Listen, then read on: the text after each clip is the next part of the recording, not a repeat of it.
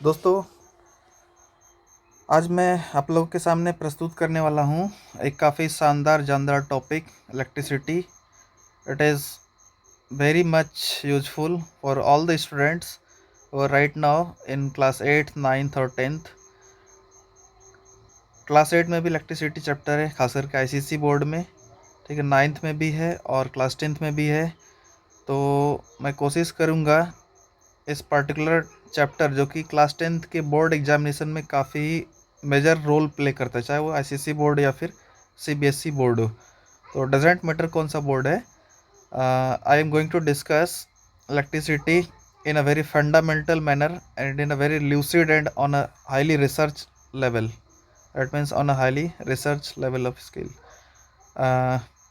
इस particular topic electricity को मैं बिल्कुल बेसिक से स्टार्ट करूँगा और आई होप कि अगर आपको इलेक्ट्रिसिटी में कुछ भी नहीं पता है, कुछ भी समझ में नहीं आ रहा है, और don't worry, my self Mayank sir, research scholar, is with you, and I am going to discuss all the things in a very nice and lucid manner. Got it? So that you will have grasp on the entire conception of all the topics of electricity. तो चलिए दोस्तों, मैं I hope start करना चाहिए अब electricity. सभी लोग हाँ रेडी हो जाइए। इलेक्ट्रिसिटी चैप्टर क्लास 10th में उसी का अच्छा हो सकता है जिसका 9th में बेसिक्स क्लियर हो और 8th में बेसिक्स क्लियर हो।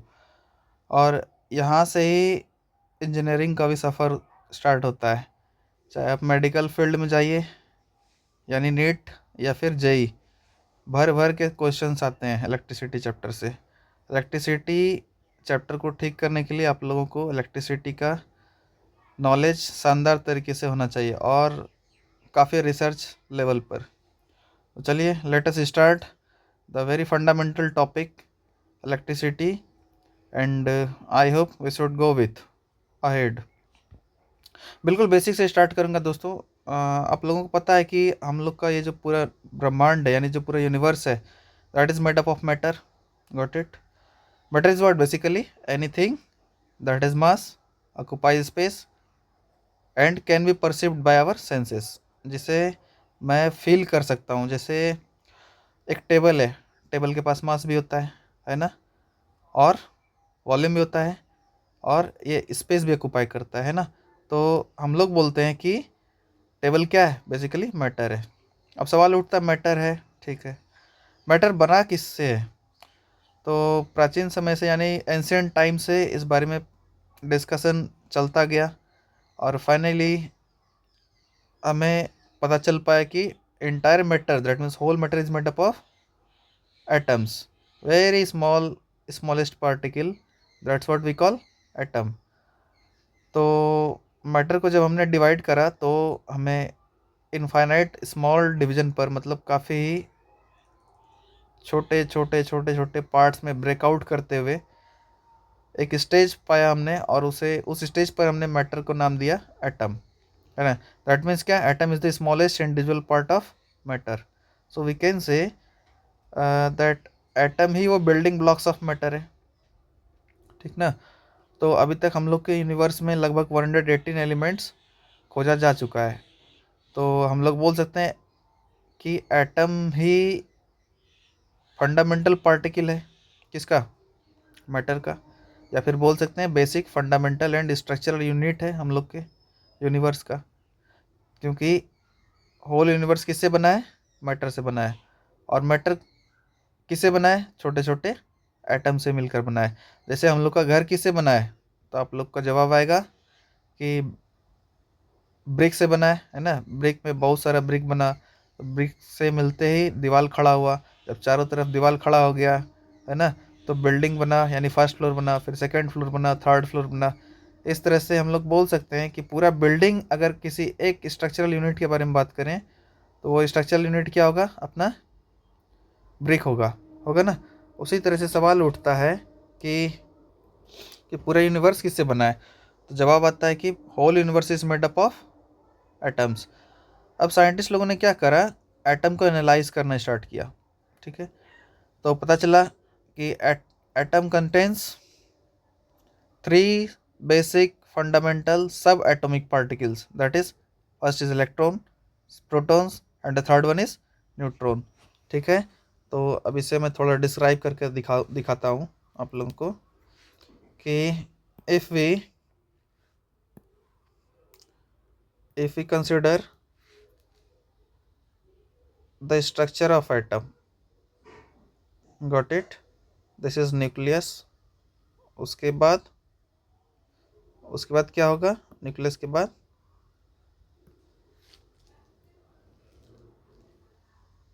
ये रहा अपना के सेल, उसके बाद आता है अपना एल सेल होगा, फिर होगा एम सेल होगा। मैं इसे ड्रैग करके थोड़ा नीचे लेते आता हूँ।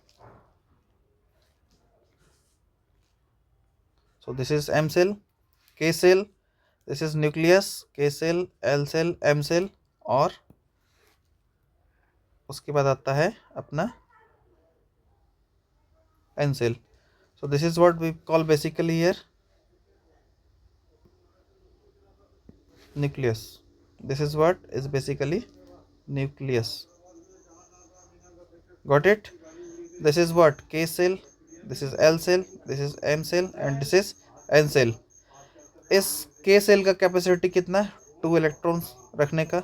अगला वाला सेल में कितना होगा, 8 इलेक्ट्रॉन्स होगा, फिर अगले वाले सेल में 18 इलेक्ट्रॉन्स, फिर अगले वाले में 32 इलेक्ट्रॉन्स। ठीक है, इतने यहाँ तक तो बेसिक सबको पता है। न्यूक्लियस के अंदर क्या क्या चीज़ पाया जाता है, प्रोटॉन्स पाया जाता है और न्यूट्रॉन्स पाया जाता है। Protons are positively charge, neutrons are having no charge, whereas electrons are negatively charged. Electrons basically revolve around the nucleus of the atom by electrostatic force of due to electrostatic force of attraction.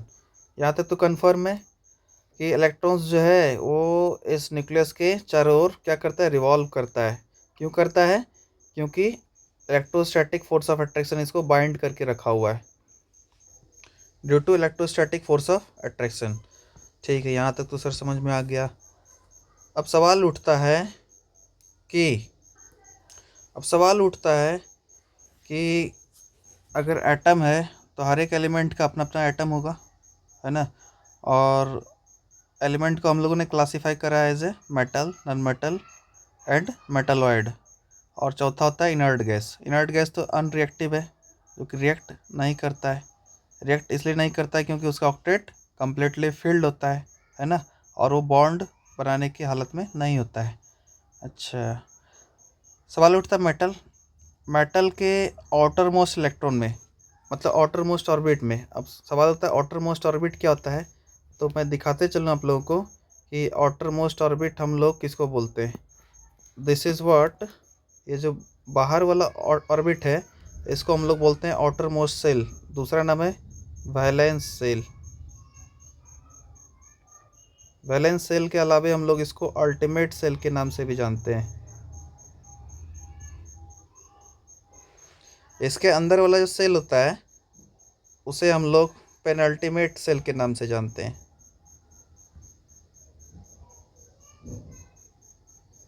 Penultimate shell, और उससे जो अंदर वाला cell होता है उसे हम लोग एंटी पेनल्टीमेट सेल के नाम से जानते हैं।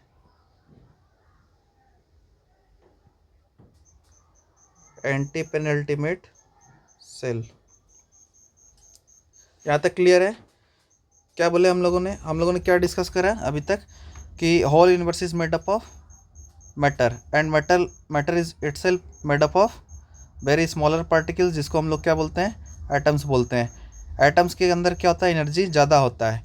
और अगर हम लोग इंटरनल स्ट्रक्चर की बात करें एटम की, तो आप लोग देख पा रहे होंगे कि this is what we call nucleus of an atom, this is what we call K shell, अगला एल सेल, अगला एम सेल, अगला एन सेल।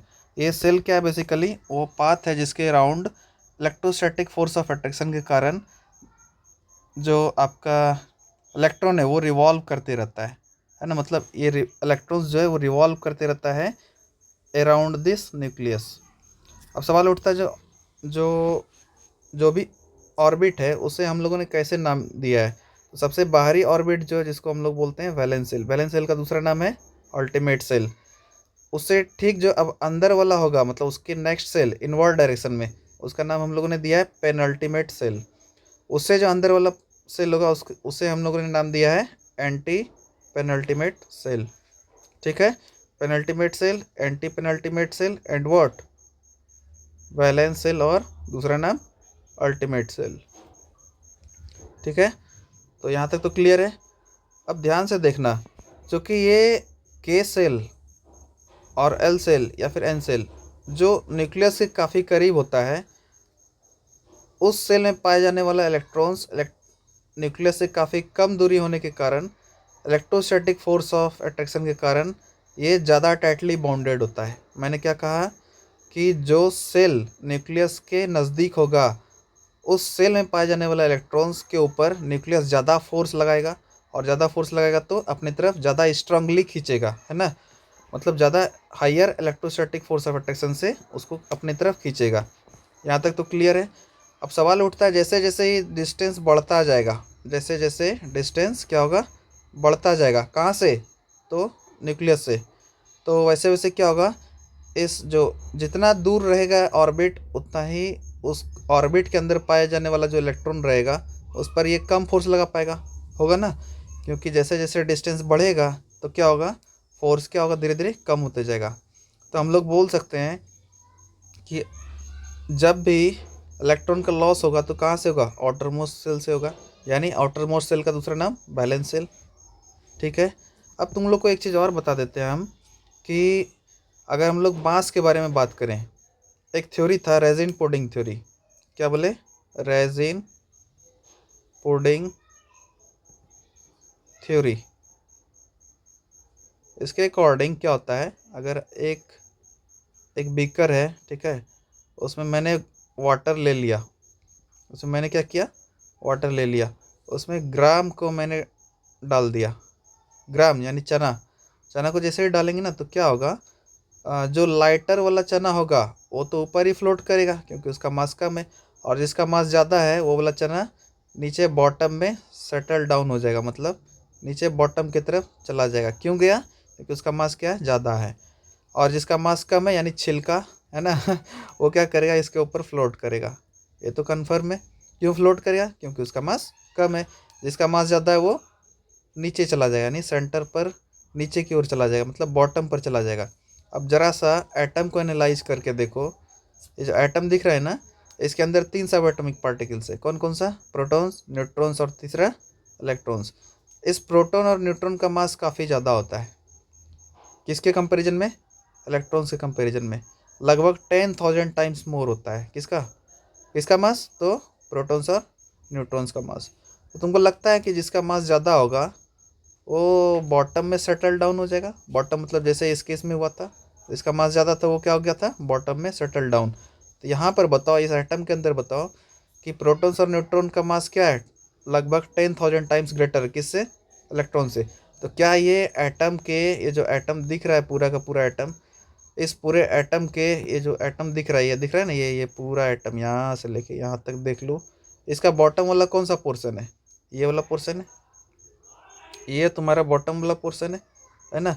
तो क्या होगा, जो भी हैवियर पार्टिकल है, और हैवियर पार्टिकल कौन है, एक प्रोटॉन दूसरा न्यूट्रॉन, ये दोनों क्या हो जाएगा, सेटल डाउन हो जाएगा। कहाँ पे, at the bottom of this entire atom, इस पूरे एंटायर एटम के बॉटम में जाकर के गिर जाएगा।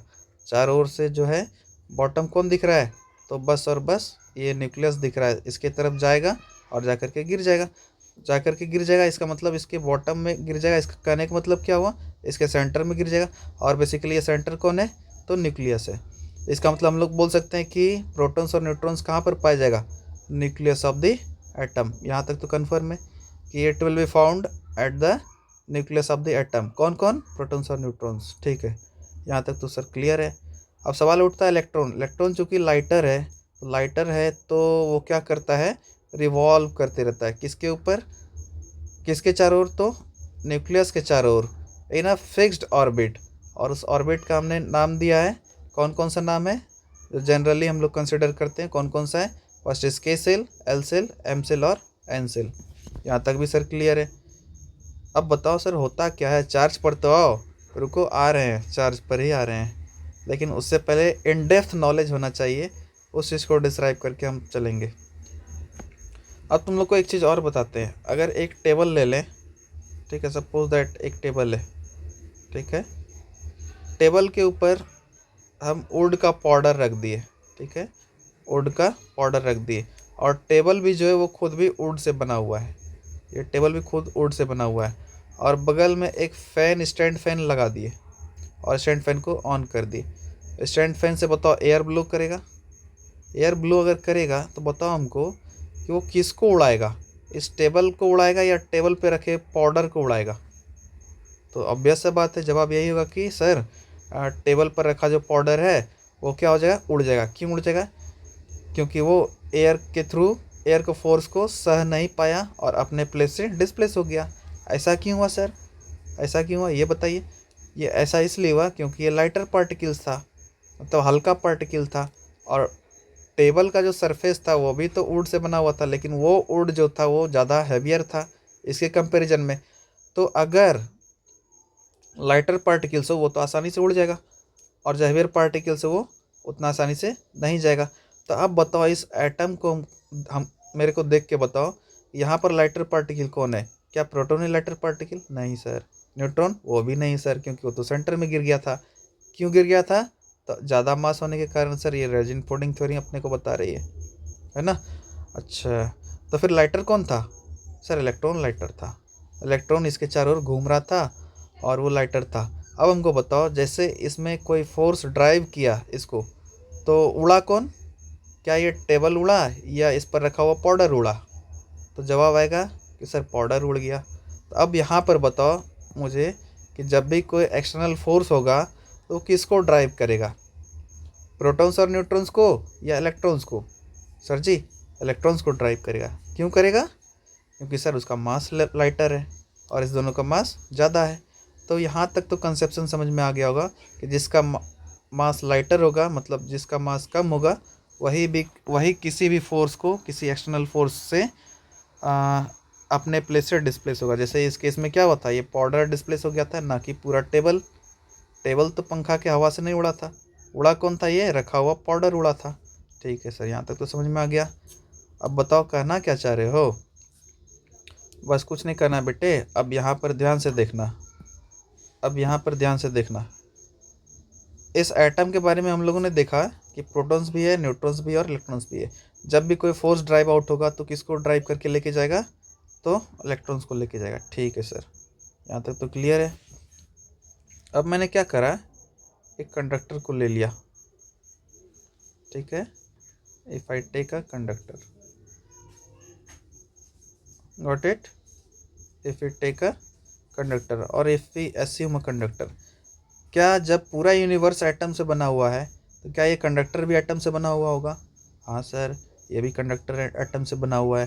ठीक है, क्या जब ये एटम से बना हुआ है तो हर एक एटम में भी इलेक्ट्रॉन्स, प्रोटॉन्स और न्यूट्रॉन्स होगा? बिल्कुल सर, क्योंकि पूरा यूनिवर्स ही एटम से बना हुआ है, क्योंकि पूरा यूनिवर्स मैटर से बना है, और हर एक मैटर किससे बना है? तो एटम से बना है। ठीक है, इसका मतलब इस कंडक्टर के अंदर भी क्या होगा? ज़रूर से ज़रूर एटम होगा। ठीक है सर, क्या एटम के अंदर इलेक्ट्रॉन्स, प्रोटॉन्स और न्यूट्रॉन्स होंगे? बिल्कुल सर, इलेक्ट्रॉन्स, प्रोटॉन्स, न्यूट्रॉन्स होंगे। क्या प्रोटॉन्स और न्यूट्रॉन्स सेंटर में होंगे? बिल्कुल सर, हर एक एटम के सेंटर में होंगे सर। तो अब मुझे बताओ कि रिवॉल्व कौन करेगा? सर इलेक्ट्रॉन रिवॉल्व करेगा। इसका मतलब जब भी कोई फोर्स इस कंडक्टर के ऊपर लगेगा तो रिवॉल्व कौन करेगा इसके सरफेस से? तो सर इलेक्ट्रॉन रिवॉल्व करेगा। ठीक है, अब एक बात बताता हूँ, एक एटम जिसे मैं भली भांति अच्छे से वाकिफ़ हूँ, सोडियम, ठीक है, सोडियम का जनरल नोटेशन लिख रहा हूँ, यहाँ पर 11, यहाँ पर 23। पता होगा ना, कोई भी एलिमेंट को हम लोग इस तरह से रिप्रेजेंट कर सकते हैं, Z, X, A। जेड क्या रिप्रेजेंट करता है? Atomic number. और ए क्या रिप्रेजेंट करता है? Atomic mass. इसका मतलब एटॉमिक नंबर जो है सोडियम का वो क्या है? 11 है। हाँ सर, इसका मतलब एटॉमिक नंबर अगर 11 है, मतलब हम लोग बोल सकते हैं कि जितना एटॉमिक नंबर होता है उतना ही क्या होता है? नंबर ऑफ प्रोटॉन्स होता है। तो सर नंबर ऑफ प्रोटॉन्स तो मुझे पता चल गया, वो कितना है? 11 है। सर नंबर ऑफ न्यूट्रॉन्स मेरे को पता है, नंबर ऑफ न्यूट्रॉन्स क्या होता है, ए माइनस जेड, मतलब 23 minus 11 which is 12। Number of neutrons पता है सर। सर एक और चीज़ पता है मुझे, क्या क्या क्या बताऊँ? सर जितना नंबर ऑफ प्रोटॉन्स होता है उतना ही नंबर ऑफ इलेक्ट्रॉन्स भी होता है। अच्छा, ऐसा बात है। हाँ, इसका मतलब नंबर ऑफ इलेक्ट्रॉन्स भी कितना हो जाए तब, 11 हो जाएगा।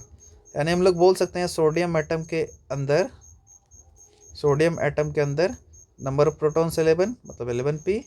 और सर नंबर ऑफ इलेक्ट्रॉन्स भी क्या होगा, 11 होगा। ठीक है।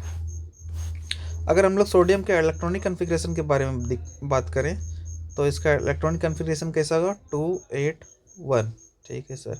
इसका मतलब जो इनर मोस्ट सेल होगा उसमें कितना होगा, ये तो न्यूक्लियस रहा, ये के सेल रहा, ये रहा अपना एल सेल, और ये रहा एम सेल होगा, ये अपना होगा, ये अपना होगा एम सेल, होगा ना। ये न्यूक्लियस, ये K shell, L shell, M shell. Sir ji यहाँ पर तो 2 इलेक्ट्रॉन आएगा क्योंकि के सेल की कैपेसिटी 2 है, 2 रखने की है। एल सेल में सर ये 8 वाला चला जाएगा, तो 1 2 3 4 5 6 7 8 इलेक्ट्रॉन चला गया। अब सर ये जो 1 इलेक्ट्रॉन है ये तो सर आउटर मोस्ट ऑर्बिट में जाएगा। अच्छा, अब मेरे को बताओ, क्या ये दोनों काफ़ी करीब है न्यूक्लियस के? हाँ सर, ये दोनों तो करीब है। ठीक है सर, ये भी करीब है। क्या ये वाला इलेक्ट्रॉन दूर है इस न्यूक्लियस से? हाँ सर। इसका सोडियम का 11 प्रोटॉन यहाँ पर आएगा, बिल्कुल सर, और 12 न्यूट्रॉन यहाँ पर ही आएगा। क्यों आएगा? क्योंकि इसका मास सर हैवियर है। ठीक है। तो रिवॉल्व कौन करता हुआ दिखाई दिया? इलेक्ट्रॉन्स रिवॉल्व करता हुआ दिखाई दिया। सबसे आउटर मोस्ट ऑर्बिट में कौन है, कितना इलेक्ट्रॉन है? तो 1 इलेक्ट्रॉन है सर। ठीक है। इसका मतलब जब भी गेन और लॉस होगा तो किसका हो सकता है, इस इलेक्ट्रॉन्स का हो सकता है। ठीक है, यहाँ तक भी क्लियर है। अब मैं एक बात बताता हूँ, जब 0 केल्विन के बारे में बात करें तो ये क्या होता है, जैसे ही 0 केल्विन के बारे में, अगर हम लोग 0 केल्विन के ऊपर बात करें तो ये उस कंडीशन में रहता है इलेक्ट्रॉन की इसके सरफेस को छोड़ सकता है। ठीक है। लेकिन अगर इसका टेम्परेचर 3/2 KT, मतलब रूम टेम्परेचर के अकॉर्डिंग आ जाए, यानी जो भी रूम टेम्परेचर मान के चलो 30 डिग्री हो, 35 डिग्री सेल्सियस हो, उस केस में क्या होता है, इलेक्ट्रॉन ईजिली एनर्जी गेन कर लेता है। और एनर्जी गेन करके क्या करता है, इस एटम के इस एटम के ये आउटर मोस्ट सरफेस को, यानी इस आउटर मोस्ट वैलेंस सेल को लिव करके ये क्या करता है, लिव कर देता है किसके, सोडियम एटम के आउटर मोस्ट सेल को, जो कि हम लोग वैलेंस सेल के नाम से जानते हैं। वैलेंस सेल क्या करता है, इसको लीव कर देता है। जैसे ये लीव करेगा, मैंने क्या कहा कि इसके आउटर मोस्ट ऑर्बिट को लीव किया है। ठीक है, मेटल यानी इस कंडक्टर को लीव नहीं किया है।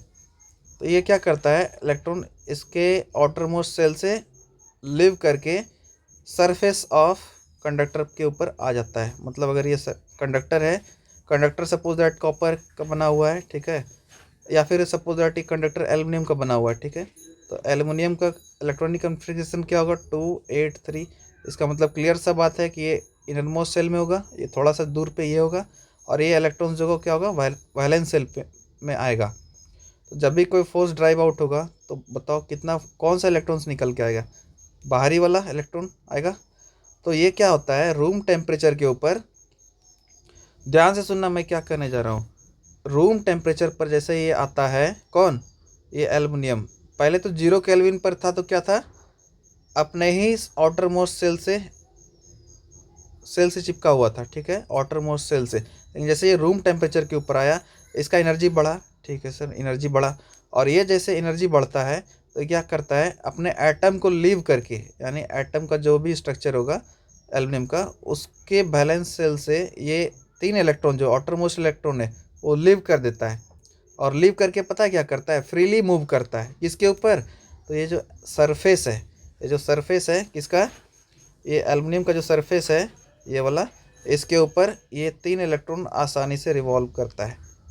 ठीक है, 3 इलेक्ट्रॉन हर एक एटम का। तो हम लोग बोल सकते हैं कि इसके सरफेस के ऊपर कौन सा इलेक्ट्रॉन आ गया सर, तो फ्री इलेक्ट्रॉन्स आ गया। क्या ये फ्री इलेक्ट्रॉन्स रिवॉल्व भी करता है? हाँ सर, बिल्कुल रिवॉल्व करता है।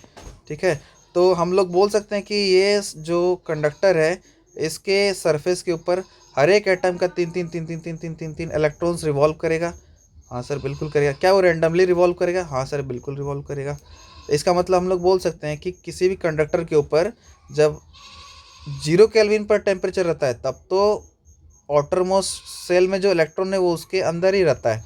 लेकिन जैसे ही क्या होता है, ये रूम टेम्परेचर पर आता है तो अपने आउटर मोस्ट ऑर्बिट को छोड़ करके, ऐसा क्यों करता है? क्योंकि एनर्जी गेन कर लेता है। और एनर्जी गेन करके क्या करता है, जिस भी सरफेस के ऊपर, मतलब जो भी मटेरियल ले ले हम, जैसे एल्युमिनियम है तो एल्युमिनियम का एक पूरा मैटर होगा होगा ना। अगर ये एल्युमिनियम का मैटर है तभी तो उसके अंदर एटम है। तो हर एक एटम क्या करता है, अपने वैलेंस इलेक्ट्रॉन से, मतलब अपने आउटर मोस्ट ऑर्बिट से वैलेंस इलेक्ट्रॉन को लीव कराता है। मतलब वो जो आउटर मोस्ट ऑर्बिट में जो इलेक्ट्रॉन्स है वो उसके सरफेस को लीव कर देता है। और लीव करके क्या करता है, जो कंडक्टर का जो सरफेस है, यानी ये वाला सरफेस ये दिख रहा है ना, इसके ऊपर फ्लोट करने लग जाता है। तो उसी पर्टिकुलर चीज़ को हम लोग बोलते हैं, वो जो पर्टिकुलर इलेक्ट्रॉन है जो सरफेस पर पाया जा रहा है, उसे हम लोग फ्री इलेक्ट्रॉन्स के नाम से जानते हैं। तो फ्री इलेक्ट्रॉन्स का कंसेप्ट क्लियर हो गया? बिल्कुल। एक बार शॉर्ट में बोल देते हैं कि जब भी किसी कंडक्टर को हम लोग ले लें, क्या कंडक्टर मैटर है? हाँ सर, बिल्कुल मैटर है। क्या कंडक्टर एटम से बना हुआ है? बिल्कुल बना हुआ है। क्या जब 0 केल्विन पर कंडक्टर रखा होगा तो उस केस में क्या होगा, बताओ तो? जब 0 केल्विन पर कंडक्टर रखा होगा तो उस केस में क्या होगा? सर जी, उस केस में तो वैलेंस इलेक्ट्रॉन पर ही सारा इलेक्ट्रॉन्स रहेगा। मतलब सारा इलेक्ट्रॉन्स अपने वैलेंस सेल में ही रहेगा। हाँ, और जैसे ही रूम टेम्परेचर के बारे में हम लोग बात करें तो उस केस में क्या होगा? सर जी, उस केस में ये जो वैलेंस इलेक्ट्रॉन है ना, अपने आउटर मोस्ट ऑर्बिट को लीव करके कंडक्टर के सरफेस पर फ्लो करता हुआ दिखाई देगा। क्या उसी फ्लो करते हुए फ्लोटिंग इलेक्ट्रॉन्स को हम लोग फ्री इलेक्ट्रॉन्स बोलते हैं? बिल्कुल सर। तो उसी को क्या कहते हैं हम लोग? फ्री इलेक्ट्रॉन्स कहते हैं। अब ध्यान से देखना, एक टॉपिक बोल रहे हैं। अगर हम लोग सोडियम ले लें, Na, this is 11, here it is 23। क्या क्या था, नंबर ऑफ इलेक्ट्रॉन्स क्या था? सर 11 प्रोटॉन था और 11 इलेक्ट्रॉन था और 12 सर न्यूट्रॉन था। ठीक है, अब इस केस में मैंने क्या करा, सपोज दैट इसका इलेक्ट्रॉनिक कन्फिग्रेशन के बारे में बात करें तो 281। आउटर मोस्ट इलेक्ट्रॉन से बताओ तो इसका कितना हो सकता है? एक इलेक्ट्रॉन का लॉस हो सकता है। बिल्कुल सर, एक इलेक्ट्रॉन लॉस हो जाएगा। तो जिस दिन एक इलेक्ट्रॉन का लॉस होगा उस दिन हम लोग बोल सकते हैं कि प्रोटॉन तो 11 बच गया, लेकिन अब इलेक्ट्रॉन कितना बच गया सर? तो इलेक्ट्रॉन तो सर 10 ही बच गया। ठीक है, यानी हम लोग बोल सकते हैं प्लस वाला 11 है और माइनस वाला कितना है सर? तो 10 है। ठीक है, यानी इलेक्ट्रॉन तो नेगेटिवली चार्ज है ना, तो माइनस का 10, और प्रोटॉन तो पॉजिटिवली चार्ज, तो हम लोग बोल सकते हैं प्लस का 11। तो सर नेट चार्ज निकाल के दिखाओ कितना आ रहा है। नेट चार्ज अगर मैं देखूं, ठीक है, दोनों को प्लस करके, तो ये प्लस का 11 माइनस का 10 मिल करके कितना बच जाएगा? प्लस का 1। इसीलिए जो एटम है ये सोडियम का, ये जैसे ही एक इलेक्ट्रॉन लूज करता है तो हम लोग बोलते हैं Na plus ion is formed. और ये बेसिकली ये जो प्लस दिख रहा है ना, this is what we call positive charge. Chlorine के बारे में अगर हम लोग बात करें तो chlorine, suppose that if I talk about chlorine, atomic number 17, इसका मतलब 17 प्रोटॉन्स होगा, 17 इलेक्ट्रॉन्स भी होगा, और न्यूट्रॉन से अपने को कोई लेना देना नहीं है। तो बेसिकली नंबर ऑफ इलेक्ट्रॉन्स कितना हो गया? 17 हो गया सर।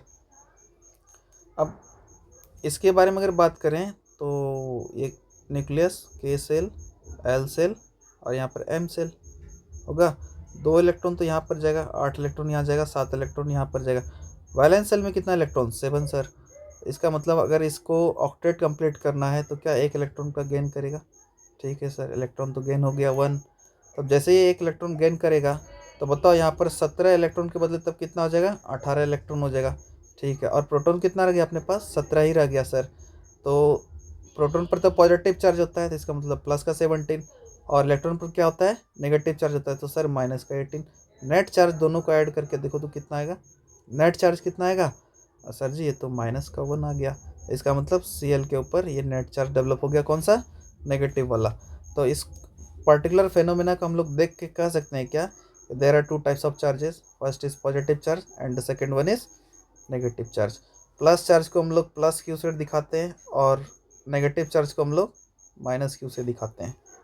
ठीक है, अगर हम लोग प्लस क्यू वाले चार्ज के बारे में बात करें, अगर this is positive charge, positive charge, तो याद रखना इस पॉजिटिव चार्ज से इलेक्ट्रिक फील्ड लाइंस बाहर की तरफ आता हुआ दिखाई देता है। इलेक्ट्रिक फील्ड लाइंस बाहर की तरफ जाता हुआ दिखाई देता है, किससे?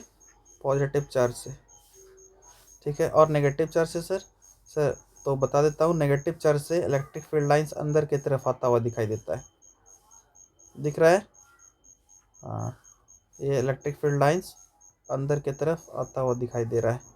तो हम लोग बोल सकते हैं क्या कि बेसिकली चार्ज क्यों डेवलप हुआ? ये जो चार्ज है आपका, ये चार्ज क्यों डेवलप हुआ? ये प्लस का चार्ज क्यों डेवलप हुआ? यहाँ पर माइनस का चार्ज क्यों डेवलप हुआ? तब डेवलप हुआ जब कोई भी एटम या तो इलेक्ट्रॉन को गेन किया या तो कोई भी एटम इलेक्ट्रॉन को लॉस किया। यानी जब भी नंबर ऑफ प्रोटॉन्स और नंबर ऑफ इलेक्ट्रॉन्स में अनबैलेंसिंग हो, मतलब किसी भी एक का क्वांटिटी ज़्यादा होगा, अगर प्रोटॉन का ज़्यादा हो जाएगा तो उस दिन पॉजिटिव चार्ज डेवलप होगा, अगर नंबर ऑफ इलेक्ट्रॉन्स ज़्यादा हो जाएगा तो नेगेटिव चार्ज डेवलप होगा। इसका मतलब जब भी प्रोटॉन्स ज़्यादा होगा तो पॉजिटिव चार्ज, और जब भी इलेक्ट्रॉन्स ज़्यादा होगा तो कौन सा चार्ज? नेगेटिव चार्ज डेवलप होगा। और जिस दिन सर दोनों बराबर हो गया तो जिस दिन दोनों बराबर हो गया तो देख लो, अगर मान लो सोडियम के बारे में पहले जब ग्राउंड स्टेट में था ये, ठीक है, तो इसका मतलब इलेक्ट्रॉन्स भी 11 था और प्रोटॉन्स भी क्या था? 11 था। तो अगर इसके बारे में देखें तो नंबर ऑफ इलेक्ट्रॉन्स भी क्या था? 11 था। ठीक है, नंबर ऑफ इलेक्ट्रॉन्स भी क्या था? 11 था और नंबर ऑफ प्रोटॉन्स भी 11 था। इसका मतलब प्लस का 11 था और इलेक्ट्रॉन्स को तो हम लोग माइनस का 11 से दिखाएंगे, तो नेट चार्ज कितना आ जाएगा बताओ तो? 0। इसलिए हम लोग बोलते हैं कि एक सोडियम एटम या कोई भी एटम जिसमें नंबर ऑफ प्रोटॉन्स और नंबर ऑफ इलेक्ट्रॉन्स क्या हो जाए? इक्वल हो जाए, तो उस केस में कोई भी चार्ज डेवलप नहीं होगा। चार्ज जब भी डेवलप होगा तभी डेवलप होगा जब या तो इलेक्ट्रॉन्स का नंबर ज़्यादा हो जाए या तो फिर प्रोटॉन्स का संख्या ज़्यादा हो जाए। मतलब या तो इलेक्ट्रॉन्स ज़्यादा हो जाए या तो नंबर ऑफ प्रोटॉन्स ज़्यादा हो जाए, यानी दोनों में या तो नंबर ऑफ प्रोटॉन्स ज़्यादा हो जाए। मतलब कोई भी एक ज़्यादा होगा, या तो नंबर ऑफ प्रोटॉन्स ज़्यादा हो जाए या तो नंबर ऑफ इलेक्ट्रॉन्स ज़्यादा हो जाए। कोई भी एक अगर ज़्यादा होगा तो हम लोग बोल देंगे कि चार्ज डेवलप हो जाएगा, है ना। अगर ऑब्वियस सा बात है, अगर नंबर ऑफ प्रोटॉन्स ज़्यादा होगा तो ऑब्वियस सा बात है नंबर ऑफ इलेक्ट्रॉन्स कम होगा, और नंबर ऑफ इलेक्ट्रॉन्स अगर ज़्यादा होगा तो ऑब्वियस सा बात है नंबर ऑफ प्रोटॉन्स कम होगा। मतलब दोनों में अगर अनबैलेंसिंग होगा, कहने का मतलब दोनों के क्वांटिटी में अगर अनबैलेंसिंग होगा, कहने का मतलब कोई भी एक ज़्यादा होगा और दूसरा कम होगा, तो उस केस में क्या होगा? चार्ज का डेवलपमेंट होगा। ठीक है, और चार्ज बेसिकली दो ही तरह का हो सकता है। कौन कौन सा? एक पॉजिटिव चार्ज, दूसरा नेगेटिव चार्ज। पॉजिटिव चार्ज में इलेक्ट्रिक फील्ड लाइंस, इसको हम लोग बोलते हैं electric field lines. Electric field lines basically क्या होगा? ये it is directed outward. Directed where? Directed outward. That means I can say इसका डायरेक्शन जो होगा क्या होगा? आउटवर्ड, बाहर की तरफ होगा। और इस नेगेटिव चार्ज की तरफ क्या होगा? It is directed, electric field lines, इस electric field lines are directed, directed कहाँ? तो इनवर्ड, अंदर के तरफ ये डायरेक्टेड होता है। तो आई होप ये तो समझ में आ गया होगा कि चार्ज बेसिकली डेवलप कैसे होता है। It is developed by gain और लॉस ऑफ इलेक्ट्रॉन्स। इसका ऐसा यूनिट। अब चलो हम लोग चलते हैं ये दुनिया में। तो basically if I talk you about the concept of electric charge, you have got it, how it is developed. ये डेवलप कैसे होता है ये तो पता चल गया। अब सवाल आता है SI unit of charge. SI unit of charge is basically ampere second. Ampere second rather you say, और you say coulomb, both are same thing. Coulomb, इसका एब्रिविएशन क्या होता है? It is denoted by capital C. Ampere second का तो पता होगा, A S, ampere second. अब सवाल आता है सीजीएस यूनिट का। सीजीएस यूनिट ऑफ चार्ज मतलब सेंटीग्राम सेकेंड, ठीक है ना। इस यूनिट में, ऐसा यूनिट तो पता होगा, स्टैंडर्ड इंटरनेशनल या फिर international system international D units, जो कि 1960 में अडॉप्ट की, ठीक है, जो कि 1960 में अडॉप्ट किया गया था। कौन? ये एसआई सिस्टम। हाँ, तो चलते हम लोग। Serious unit of charge is basically what? Electrostatic unit of charge which is ईएसयू of charge, ईएसयू। इसको हम लोग लिखते हैं E.S.U। ESU मीन्स होता है electrostatic unit of charge, electrostatic unit of charge, ठीक है। ये ESU stands for electrostatic unit of charge. इसी का दूसरा नाम है स्टैट कूलम, ठीक है। इसी का दूसरा नाम क्या है? Stat coulomb. अब सवाल आता है, सर एक रिलेशनशिप भी बताओ ना, कि सर जो एसआई यूनिट है और ये जो सीजीएस यूनिट है, दोनों के बीच क्या कोई रिलेशनशिप भी होता है क्या? हाँ, बिल्कुल होता है relationship. 1 coulomb of charge is same as 3 × 10⁹ ESU of charge. कहने का मतलब क्या बोला मैंने? 1 coulomb of charge is equivalent to 3 × 10⁹ ESU of charge. ESU of charge means electrostatic unit of charge। ये मैंने कहा कि 1 coulomb of charge is equal to 3 × 10⁹ stat coulomb. Stat coulomb को ही हम लोग ESU बोलते हैं। Either you say stat coulomb और ESU both are same thing. ये मैंने डिस्कस कर चुका हूँ, ये तो मैं डिस्कस कर चुका हूँ कि होल यूनिवर्स किससे बना होता है? एटम से, ठीक है। जिसमें क्या क्या होता है? पॉजिटिव चार्ज, तो प्लस का चार्ज तो कहाँ होता है? न्यूक्लियस के अंदर होता है। और एक और चीज़ होता है न्यूट्रॉन, जिसमें कोई चार्ज होता ही नहीं है, तो जो चार्ज ही नहीं तो बात क्यों करें हम उसमें, है ना। और दूसरा होता है नेगेटिव चार्ज, जो कौन कैरी करता है? तो इलेक्ट्रॉन कैरी करता है। इलेक्ट्रॉन कहाँ रहता है? तो revolving, it revolve, keeps on revolving around the nucleus of an atom by और due to electrostatic force of attraction. अब सवाल आता है कि हम लोग सर चार्ज कैसे प्रोड्यूस कर सकते हैं? We can produce charge by either of this 3 methods. Either just by friction, मैंने क्या करा, एबोनाइट रॉड लिया और सिल्क क्लॉथ लिया, दोनों को रब कर दिया तो भी चार्ज प्रोड्यूस होगा, है ना। और भी बहुत सारा मेथड है। कोई भी दो ऑब्जेक्ट को अगर रब करेंगे तो क्या होगा? चार्ज डेवलप होगा। क्यों होगा? क्योंकि अगर रबिंग करेंगे तो क्या होगा? आउटर मोस्ट सेल से, यानी आउटर मोस्ट ऑर्बिट से लॉस और गेन ऑफ इलेक्ट्रॉन होगा। और सीधा सा बात है, अगर गेन और लॉस ऑफ इलेक्ट्रॉन होगा, दोनों में से कोई भी एक होगा, तो दोनों के बीच में इम्बैलेंसमेंट पैदा होगा। मतलब दोनों के बीच में बोल सकते हैं या तो प्रोटॉन ज़्यादा हो जाएगा या तो नंबर ऑफ इलेक्ट्रॉन्स ज़्यादा हो जाएगा, है ना। तो जैसे ही दोनों में से कोई एक कम और एक ज़्यादा हुआ तो हम लोग बोल देंगे चार्ज डेवलप हुआ। वो हम लोग ऑलरेडी डिस्कस कर चुके हैं, है ना। तो first method is by charging by friction, electrons gets transferred, got it, electrons gets transferred by rubbing two objects. कोई भी दो ऑब्जेक्ट को लेकर अगर रब कर देंगे तो उस केस में क्या आएगा? इलेक्ट्रॉन्स का ट्रांसफरिंग होगा दोनों ऑब्जेक्ट के बीच में। सपोज दैट फर्स्ट पोर्सन, यानी फर्स्ट जो ये मटेरियल, ये पॉजिटिव चार्ज अगर डेवलप किया अपने अंदर, तो दूसरे वाले में क्या हो जाएगा? नेगेटिव चार्ज हो जाएगा। यानी जो क्लॉथ है सिल्क वाला, उसमें क्या होगा? नेगेटिव चार्ज डेवलप हो जाएगा, ठीक है। उसी तरह से दूसरा मेथड है, ये तो फर्स्ट मेथड था 1। Second method is bye conduction, this is the method of conduction. इसमें हम लोग क्या करते हैं? डायरेक्ट कंटेक्ट में लेकर आ जाते हैं। मतलब क्या? Direct contact allows charge to transfer. मान लेते हैं दो ऑब्जेक्ट है, एक में सपोज दैट पॉजिटिव चार्ज है, दूसरा न्यूट्रल है, तो क्या होगा? इस पॉजिटिव चार्ज इसकी तरफ क्या हो जाएगा? चला जाएगा, होगा ना, मतलब ट्रांसफरिंग होगा।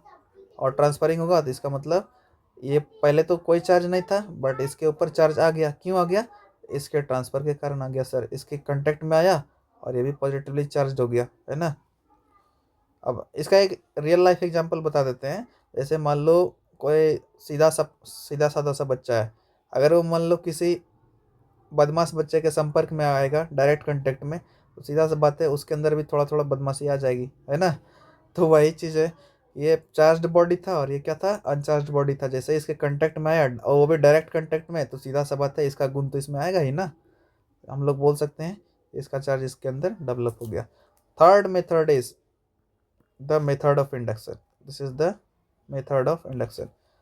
This is done by charge separation that occurs without direct contact. कहने का मतलब ये कैसे होता है, अगर मान लो एक पॉजिटिवली चार्ज्ड पार्टिकल है या पॉजिटिवली चार्ज स्फीयर है, इसका मतलब हर जगह क्या है sir, plus plus plus plus plus plus plus, हाँ बिल्कुल। दूसरे जगह मतलब दूसरे आरएचएस में राइट हैंड साइड में अपना एक न्यूट्रल ऑब्जेक्ट, न्यूट्रल ऑब्जेक्ट कहने का मतलब न्यूट्रल है मतलब नो चार्ज है। अब सर ये कैसे हो सकता है सर, सपोज दैट मान ले 15 प्रोटॉन है और 15 ही इलेक्ट्रॉन है, तो प्रोटॉन पर का चार्ज प्लस, इलेक्ट्रॉन पर का चार्ज माइनस, नेट चार्ज निकाल के देखो तो कितना आ रहा है, जीरो। इसका मतलब ये जीरो है, मतलब ये न्यूट्रल है। मतलब तब हो सकता है जबकि नंबर ऑफ प्रोटॉन्स उतना ही हो, जब और नंबर ऑफ इलेक्ट्रॉन्स भी उतना ही है। तो मैंने डिस्कस कर चुका हूँ, ये मैं डिस्कस कर चुका हूँ।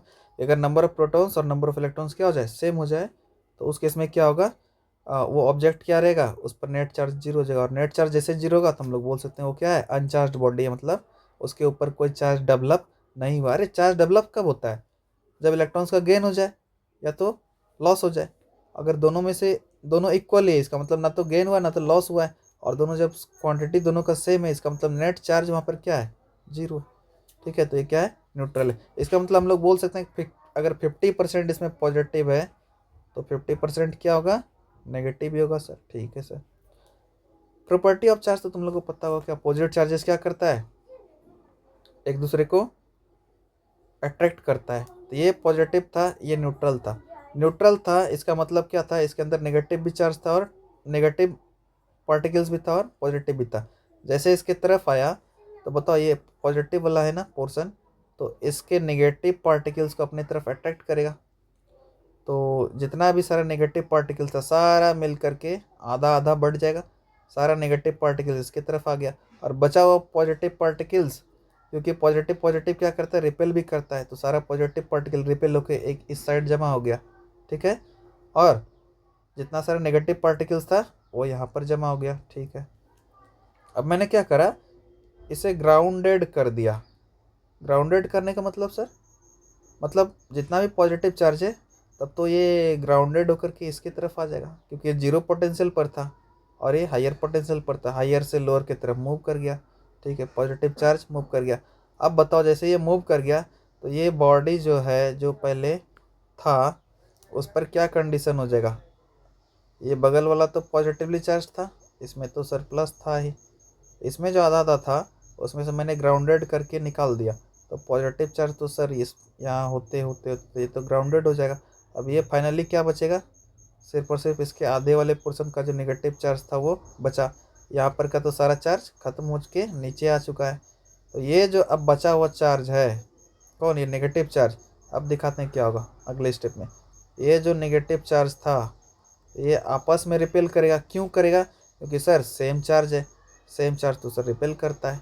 तो रिपेल करेगा तो क्या करेगा, ये यूनिफॉर्मली डिस्ट्रीब्यूट हो जाएगा इस पूरे सरफेस के ऊपर। तो हम लोग बोल सकते हैं अब ये पूरा स्फीयर कैसा हो गया, निगेटिवली चार्ज हो गया सर। बगल वाला क्या था, पॉजिटिवली चार्ज, और उसके बगल वाला अब क्या हो गया, नेगेटिवली चार्ज हो गया। तो this is the way how we can develop charges on an object. क्या इसको इसमें सटाए क्या, ये वाला स्फीयर को इस वाले में सटाए क्या, नहीं ना, विदाउट कंटेक्ट आया, ये डेवलप हुआ। तो इस विदाउट कंटेक्ट वाला, विदाउट डायरेक्ट कंटेक्ट वाला मेथड जिसमें चार्ज डेवलप होता है, उसको उसी मैकेनिज्म को हम लोग बोलते हैं इंडक्शन। Got it. थोड़ा डिटेल में चार्ज को डिस्कस कर रहा हूँ ताकि आप लोगों को कभी भी 11th-12th भर इंजीनियरिंग लेवल तक में कभी कोई दिक्कत नहीं आएगा। अगर इस वीडियो को देख लिया आपने तो कंफर्म रहो कि इलेक्ट्रिसिटी तो बिल्कुल स्ट्रांग हो जाएगा। इलेक्ट्रिसिटी चैप्टर मतलब बेसिक्स अगर स्ट्रांग है ना तो हर पोर्शन आपका स्ट्रांग हो जाएगा। ठीक है, आपको लग रहा होगा ये एक घंटा के आसपास का लग रहा है वीडियो, है ना, तो 15-15 20-20 मिनट करके देखो, इंटरवल पर देखो। कहने का मतलब 15 मिनट देख लिए, फिर आधा घंटा के बाद फिर से 15 मिनट देख लिए, या फिर आधा घंटा देख लिए, फिर थोड़ा देर के बाद फिर से जो बचा हुआ पोर्शन है उसको देख लिए, है ना। बट याद रखना, ये ज़िंदगी का 1 घंटा दे सकते हो अगर तो दे दो, क्योंकि ये आपके इलेक्ट्रिसिटी चैप्टर को काफ़ी स्ट्रॉन्ग कर देगा। कहने का मतलब अगर इस वीडियो को आप लोगों ने देख लिया तो इलेक्ट्रिसिटी चैप्टर में काफ़ी ग्रास्प आ जाएगा, कहने का मतलब काफ़ी स्ट्रॉन्ग हो जाएगा, है ना। और स्ट्रेंथ ही तो आजकल सब चीज़ का हर जगह का रिक्वायरमेंट है ना। Now we are moving to the next portion, that is quantization of charge. अब ये क्वांटाइजेशन ऑफ चार्ज क्या है सर? ये तो बिल्कुल न्यू चीज़ है, ये तो अपने सिलेबस में भी शायद बहुत कम है, शायद है भी नहीं बुक में, है ना। तो मैं बता दूं आप लोगों को कि जब भी इलेक्ट्रॉन या प्रोटॉन्स के बारे में, चार्ज के बारे में हम लोग डिस्कस करें, सपोज दैट वन इलेक्ट्रॉन है, सबको पता है वन इलेक्ट्रॉन में कितना चार्ज होगा सर? -1.6 इंटू 10⁻⁻19 कूलम, इतना चार्ज होगा। वन प्रोटॉन के ऊपर कितना होगा सर? ये प्लस का, क्योंकि ये तो पॉजिटिव चार्ज कैरी करता है, ये माइनस का इसलिए क्योंकि ये नेगेटिव चार्ज कैरी करता है। तो चार्ज तो वही रहेगा, बट उसमें साइन बस चेंज हो जाएगा। 1.6 इंटू 10⁻⁻19 कूलम, ठीक है। अब एक जवाब देना मेरे को कि सर एक इलेक्ट्रॉन हो सकता है, ठीक है, दो इलेक्ट्रॉन हो सकता है, ठीक है, तीन इलेक्ट्रॉन भी हो सकता है, ठीक है, क्या 3.5 इलेक्ट्रॉन हो सकता है क्या? 2.5 इलेक्ट्रॉन हो सकता है क्या? 5.2 इलेक्ट्रॉन्स हो सकता है क्या? अरे कभी 1.5 आदमी देखा है क्या तुम लोग? 5 आदमी देखे होगे, 6 आदमी देखे होगे रोड पे, लेकिन 5.5 आदमी देखा है क्या कभी? नहीं ना। कहने का मतलब क्या कि जब भी ये एग्जिस्ट करता है तो क्या होल एग्जिस्ट करता है, एज अ होल। कभी देखा क्या आधा आदमी जा रहा है, पौने आदमी जा रहा है, ऐसा होता है क्या? नहीं ना। दुकान वाले को अगर जाके हम बोले कि दुकान वाले भैया मेरे को बिस्कुट चाहिए, तो क्या आधा पैकेट खोल के देगा क्या, या पूरा पैकेट कहेगा खरीदने के लिए मेरे को? पूरा पैकेट कहेगा मेरे को खरीदने के लिए। इसका मतलब पैकेट्स में ही चीज़ डिस्ट्रीब्यूट हो सकता है। वही चीज़ इस चार्ज के साथ भी लागू होता है। कहने का मतलब कि जो चार्ज डेवलप होता है ना, वो एज अ होल डेवलप होता है, मतलब वो डेवलप होता है, वो कभी आधा नहीं हो सकता है, कभी पौने नहीं हो सकता है, कभी सवा नहीं हो सकता है ना, मतलब 1.5 नहीं हो सकता है, मतलब फ्रैक्शन में नहीं हो सकता है, फ्रैक्शन या डेसिमल में नहीं हो सकता है। कंप्लीट नंबर में, मतलब कंप्लीट इंटीजर में होगा। और अगर इंटीजर में होगा तो उसको हम लोग बोल सकते हैं, इस प्रॉपर्टी ऑफ चार्ज को हम लोग बोल सकते हैं quantization of charge. The quantization of electric charge means that the total charge, got it, of a body is always an integral multiple of a basic quantum charge, got it, that is total charge q will be equal to n times c, n may be any integer। Sir plus minus क्यों sir? क्योंकि बेटे positive charge भी develop हो सकता है और negative charge भी develop हो सकता है। जैसे अभी क्या था, इलेक्ट्रॉन के ऊपर नेगेटिव चार्ज था और प्रोटॉन के ऊपर क्या था, पॉजिटिव चार्ज था। हाँ सर ये तो समझ में आ गया कि सर पॉजिटिव और नेगेटिव दोनों हो सकता है, इसलिए आपने यहाँ पर प्लस माइनस सिंबल डाल दिया है। कहने का मतलब ये कि कभी भी या तो कभी भी या तो एक इलेक्ट्रॉन आएगा, दो इलेक्ट्रॉन आएगा, तीन इलेक्ट्रॉन आएगा, है ना, चार इलेक्ट्रॉन आएगा, पांच इलेक्ट्रॉन आएगा, छह इलेक्ट्रॉन आएगा। कभी भी 5.5 इलेक्ट्रॉन्स नहीं आ सकता। एक इलेक्ट्रॉन पर का चार्ज, देखना ध्यान से, वन इलेक्ट्रॉन पर का चार्ज -1.6 इंटू 10⁻⁻19 कूलम, इतना होगा। तो दो इलेक्ट्रॉन पर का चार्ज सर जी ये 2 इंटू -1.6 इंटू 10⁻⁻19 कूलम होगा। सर जी तीन इलेक्ट्रॉन पर का चार्ज तो 3 इंटू -1.6 इंटू 10⁻⁻19 कूलम चार्ज होगा। हाँ, अगर इस ये चीज़ तो कॉमन है ना, -1.6 इंटू 10⁻⁻19। अगर इस चार्ज को हम ई बोल दें तो क्या ये 1 ई है, मतलब 1 इलेक्ट्रॉनिक चार्ज है, ये 2 इलेक्ट्रॉनिक चार्ज है, ये 3 इलेक्ट्रॉनिक चार्ज है। उसी तरह से मान लेते हैं n नंबर ऑफ इलेक्ट्रॉन्स हो जाए, n number of electronic charge हो जाए, तो टोटल चार्ज क्या होगा, क्यू टोटल का वैल्यू कितना होगा? क्यू टोटल का वैल्यू हो जाए सर जितना इलेक्ट्रॉनिक चार्ज है, और इलेक्ट्रॉनिक चार्ज का तो वैल्यू पता है सर, -1.6 इंटू 10⁻⁻19 कूलम होगा। ठीक है, और उसको नंबर ऑफ जितना चार्जेज है उससे मल्टीप्लाई कर देंगे। इस पर्टिकुलर क्वांटिटी को हमने क्या रेफर किया, ई से, मतलब इलेक्ट्रॉनिक चार्ज से। तो क्यू टोटल का वैल्यू कितना हो जाएगा, एन इंटू ये वाला ई, एन ई। इसलिए हम लोग बोल सकते हैं कि total charge developed will be n into e. This is what we mean by quantization of charge. Got it? Is that clear?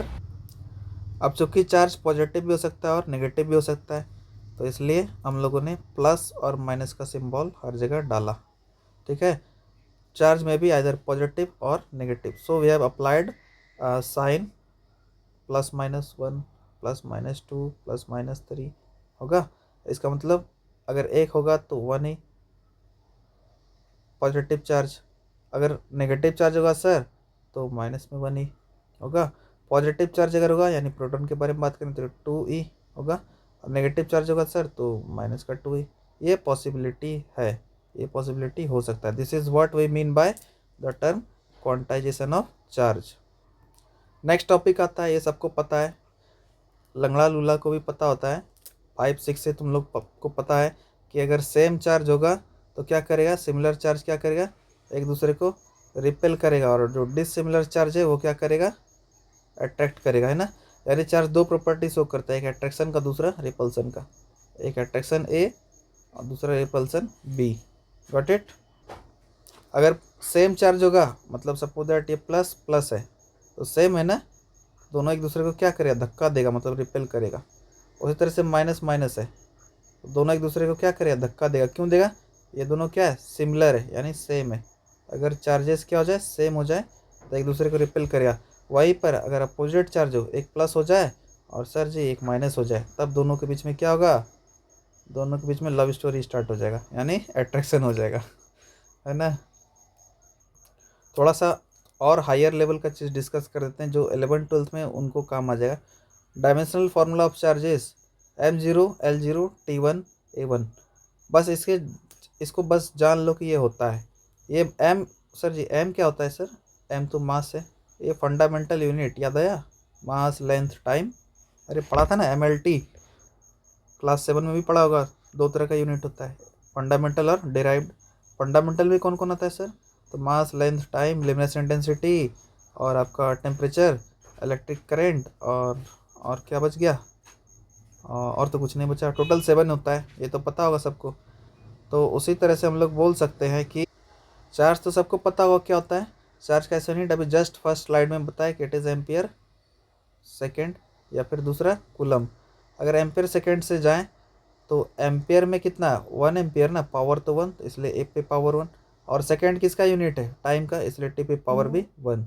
मास तो है ही नहीं, यानी इसमें केजी है क्या, इस एम्पियर सेकेंड में कोई केजी है क्या, तो सर केजी तो नहीं है। लेंथ है क्या, यानी मीटर है क्या, मीटर भी सर नहीं है, यानी ये भी मीटर भी नहीं है।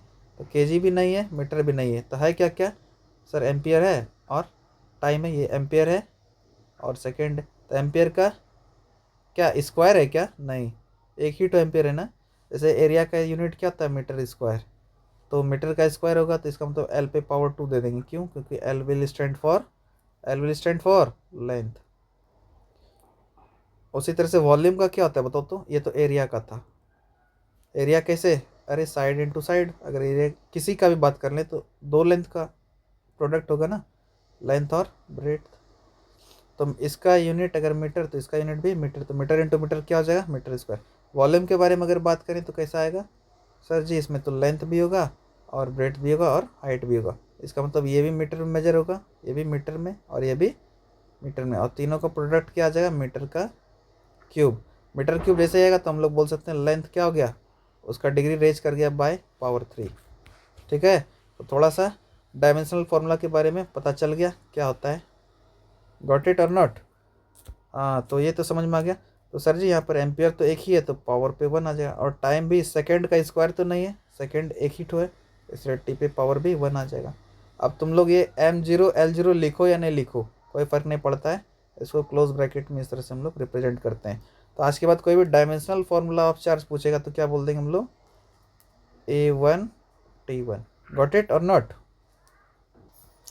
नेक्स्ट आता है charge is always associated with mass. अगर चार्ज है तो उसके अंदर मास होगा ही, लेकिन इसका वाइस वर्सा ट्रू नहीं है। जैसे एक सोडियम एटम ले लिए थे, इसमें मास तो है कितना 23U, बट क्या इसमें कोई चार्ज है क्या। अगर सपोज दैट सोडियम एटम है, अगर हम लोग 11 प्रोटॉन रहने दिए उस पर और कोई इलेक्ट्रॉन को भी नहीं निकाले और ना ही उसमें डाले, तो जितना इलेक्ट्रॉन्स उतना ही प्रोटॉन्स। यहाँ पर बताओ नेट चार्ज कितना हो गया, नेट चार्ज जो हो गया अपना, प्रोटॉन है तो प्लस का चार्ज तो प्लस का 11, इलेक्ट्रॉन है तो माइनस का चार्ज तो माइनस का 11, कितना आ गया, 0 आ गया, आया ना। नेट चार्ज फाइनली मेरे पास 0 आ गया, बट क्या मास 0 हुआ क्या, नहीं ना, मास तो स्टिल 23U है। U will stand for atomic mass unit. तो वही चीज़ है, charge can not exist without mass. ठीक है, दो mass can exist without charge.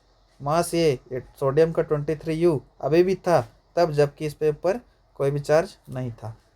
So the presence of charge itself is a convincing proof of existence of mass. ये वो दिखाता है बात कि अगर चार्ज होगा तो उसमें मास तो होगा ही, बट ज़रूरी नहीं है कि चार्जलेस बॉडी है तो उसका मास नहीं होगा। ठीक है, यानी मास अगर है तो ज़रूरी नहीं कि चार्ज हो, लेकिन अगर चार्ज है तो उसका मास जरूर होगा। In charging the mass of body changes. हाँ, चार्ज करेंगे तो क्या होगा, बॉडी का मास तो घट ही सकता है या फिर बढ़ भी सकता है ना, क्योंकि लॉस ऑफ इलेक्ट्रॉन होगा, और इलेक्ट्रॉन का भी मास होता है, हम लोग को पता है प्रोटॉन का भी मास होता है। प्रोटॉन से तो कोई लेना देना है नहीं, या तो इलेक्ट्रॉन जाएगा या तो इलेक्ट्रॉन निकलेगा। इलेक्ट्रॉन अगर निकल जाए तो भी मास में हेरा फेरी होगा, और इलेक्ट्रॉन चला जाए तो भी, यानी इलेक्ट्रॉन उसके अंदर चला जाए तो भी मास बढ़ जाएगा। देखो, when a body is given positive charge its mass decreases. क्यों होगा, क्योंकि पॉजिटिव चार्ज आते ही हम लोग बोलते हैं कि एक इलेक्ट्रॉन का लॉस हो गया, और जैसे एक इलेक्ट्रॉन लॉस होगा, जैसे ये सोडियम के केस में था, एक इलेक्ट्रॉन लॉस हुआ तो क्या बन गया, सोडियम के ऊपर पॉजिटिव चार्ज। पॉजिटिव चार्ज तब बना जबकि एक इलेक्ट्रॉन का लॉस हो गया, और लॉस हुआ तो बताओ, एक इलेक्ट्रॉन में तो कुछ मास था ना, वो तो घट गया ना, मतलब कम हो गया ना, इसलिए हम लोग बोलते हैं its mass decreases. When a body is given negative charge, अगर नेगेटिव चार्ज दे दें तो its mass increases. Negative charge देने का मतलब इलेक्ट्रॉन आया, और अगर इलेक्ट्रॉन आया तो ऑब्वियस सा बात है कि मास बढ़ेगा। नेक्स्ट प्रॉपर्टी है चार्ज इनवेरिएंट, मतलब ये कभी वेरी नहीं हो सकता है। Charge independent of the frame of reference, किसी भी फ्रेम में लेकर के जाए, जितना चार्ज का वैल्यू यहाँ पर है उतना ही स्पेस में भी होगा, है ना, उतना ही मून पर भी होगा, उतना ही सन पर भी होगा, उतना ही मार्स पर होगा, हर जगह होगा। It is independent upon the of frame of reference. ये फ्रेम ऑफ रेफरेंस पर डिपेंड नहीं करता है कि हम लोग कहाँ से देख रहे हैं। हाँ, it not change whatever beat speed, कोई भी स्पीड से भी ट्रेवल करे तो कोई भी, तो डजेंट मैटर, उसका वैल्यू जो वो सेम ही रह जाएगा। ठीक है, उसके बाद नेक्स्ट प्रॉपर्टी चार्ज का कि चार्ज इज कंजर्व्ड। चार्ज को ना हम लोग बना सकते हैं ना बर्बाद कर सकते हैं। In an isolated system total charge does not change with time. Total charge time के साथ थोड़ी ना चेंज होगा। दो इंडिविजुअल चार्ज में चेंज हो सकता है, एक ज़्यादा हो जाए एक कम हो जाए, लेकिन टोटल चार्ज जो रहेगा वो कांस्टेंट रहेगा। ठीक है, अगर मान लो किसी बॉडी से चार्ज गया तो दूसरे में तो जाएगा ना, यहाँ का ख़त्म हुआ तो वहाँ तो प्रोड्यूस हो गया। एक बॉडी है, दूसरा बॉडी है, इसका चार्ज यहाँ पर ट्रांसफ़र हो गया, यहाँ से मानते हैं ख़त्म हो गया, मतलब यहाँ से कम हो गया, लेकिन वहाँ तो जाके बढ़ गया ना, तो ओवरऑल वही चार्ज रह गया ना, भले उसका प्लेस चेंज हो जाए यहाँ के बदले यहाँ, बट ओवरऑल तो रह गया ना वही। तो हम लोग बोल सकते हैं चार्ज को ना तो हम लोग बना सकते हैं ना तो ख़त्म कर सकते हैं। Charge can neither be created nor it can be destroyed. Conservation of charge is also found to hold good in all types of reactions, either chemical or atomic or nuclear reaction. No exception to the rule has even been found. आज तक कोई इसके प्रति कोई exception का requirement अपने को नहीं हुआ है, based on the all researches till the date that is observed. लगभग 1 आवर होने वाला है। आई होप चार्ज के बारे में तो हर चीज़ आप लोगों को पता चल गया। इतना अगर चार्ज के बारे में जान लिए तो कंफर्म सा बात है कि करेंट भी अच्छा लगेगा, है ना। आ, अगर आप लोग मेरे से पढ़ना चाहते हो, ठीक है, लाइव, तो I teach on zoom. You just give me you just call me on my WhatsApp.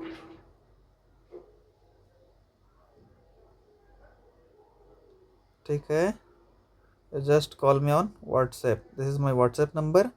आप लोग अगर मेरे से फिजिक्स, केमिस्ट्री और बायो, और ख़ास करके मैथमेटिक्स जेई लेवल तक का, यानी JEE Mains and JEE Advance, है ना, आईआईटी जेई प्रिपरेशन, अपने स्कूलिंग के साथ साथ यानी 8, 9 और 10 के साथ साथ अगर फाउंडेशन लगता है कि आप लोग को कि करना चाहिए कि सर मैं तो आईआईटीएन बनूंगा, मैं तो सर एनआईटीएन बनूंगा, मैं तो टॉप मोस्ट इंजीनियरिंग कॉलेज में एडमिशन लूँगा इंडिया के, है ना, जो कि खास करके आईआईटी है, आईआईटी बॉम्बे, आईआईटी दिल्ली, है ना, आईआईटी खड़गपुर। अगर आप लोग को लगता है कि आप लोग को अगर लगता है आप लोगों की आईआईटी खड़गपुर, आईआईटी कानपुर या फिर आईआईटी दिल्ली में जाना चाहिए, तो I hope you should go with the level of JEE Mains and JEE Advance to crack it. Got it. आप लोग नीट की तरफ भी जा सकते हैं, है ना। मेडिकल फील्ड जिनको अच्छा है, बायो अच्छा लगता है, तो वो मेडिकल के साइड भी जा सकते हैं। तो you should go for it, for IIT JEE to crack. ठीक है। आप लोग मेरे रिकॉर्डेड वीडियो लेक्चर्स को भी परचेज कर सकते हैं। ठीक है। जैसे इलेक्ट्रिसिटी में ये तो बेसिकली चार्ज का टॉपिक था, उसी तरह से करंट है, यानी पूरा सिलेबस अगर चाहिए उसका रिकॉर्डेड वीडियो लेक्चर्स, तो you can also get. Just give a call on this number to get it. And I hope, and what I can say, right now you are studying with a from a very ये तो अपने से अपना बड़ा ही नहीं देना चाहिए, but I am telling you that I am research scholar, and moreover, more and more you will know about me on getting sessions. Got it? In one word, one line, I can say you that you are studying from a big man. Got it? अपने दोस्तों को share कर देना जितना से जितना हो सकेगा, और help the needy. Hope you enjoyed. Next video में हम लोग देखेंगे करेंट और बाकी सारा इलेक्ट्रिसिटी का और बाकी सारा जितना सारा पोर्शंस है। Okay, hope you guys enjoyed thoroughly, and meet you in the next video. Goodbye.